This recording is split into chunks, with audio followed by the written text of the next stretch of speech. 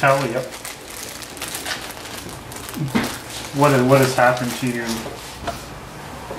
in these past 5 years. What have you lost? What is the city or WSIB or whoever's responsible, what have they taken away from you in those 5 years?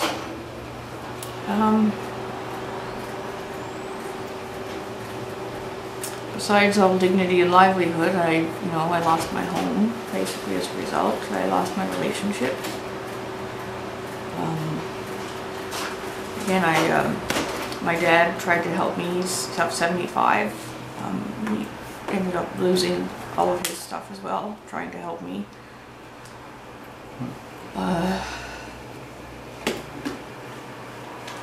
I've, until this week, I've lost hope. I'm perfectly honest. They've made it very difficult to get up in the day. Sorry.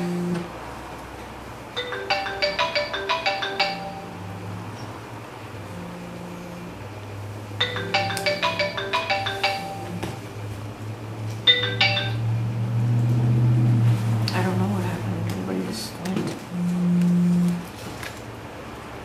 Like, you gotta put away stock, right? So I get up on a step ladder and, I'm not supposed to do repetitive movements, although the FCE says I can.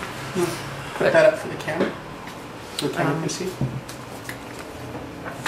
Oh yeah, see, that was the old stock board at the time. Paperwork. Had you ever imagined any time in your life that you could simply reach this stage simply by moving a stretcher, having to carry a stretcher? Well, you always know there's a risk of injury. That's why you really you try to take care on your lifting and your techniques. But I'm sure you always assume that the people you're working for are going to be there for you when something happens on the job. Oh, absolutely. Absolutely. And I always assumed that the union would take care of all that was happening as well.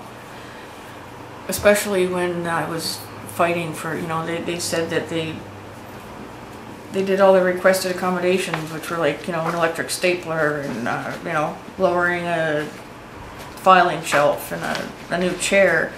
Like these things are going to make some kind of difference, Yeah.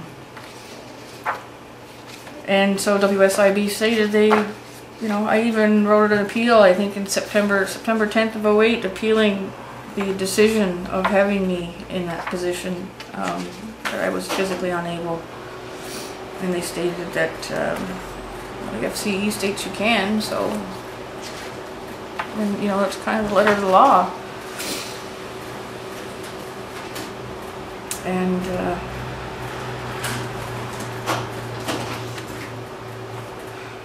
I remember driving from the City Hall office to go back to the Cornwall base after a meeting about, pain doesn't matter, you can't take anything for it.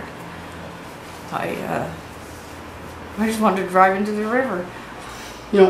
Erica, if you had recovered physically enough to do the job that's connected to some of those pictures, would you have been happy spending the rest of your life dealing with files and backboards? No, absolutely not. I enjoyed being in the EMS department, but it was very difficult watching other people go out on calls and you hear, but it was my life, and then but I don't know, I always understood that, if you're injured yourself, you were given the option for retraining at the same level of your education or something similar, but I'm understanding there's a lot of loopholes and little clauses in there that can kind of put you in anywhere. If I only had like 8 years or even just 10 years to go, maybe I would have just, stayed there until I retired. But I was 33 years old when I hurt myself, and not so much that, I wanted more of the job, but I just wanted a job that wouldn't cause me agony. And No matter how much I jumped up and down and gave them paperwork stating that, it didn't matter. Chronic pain's a horrible thing, you know? Yeah, yeah.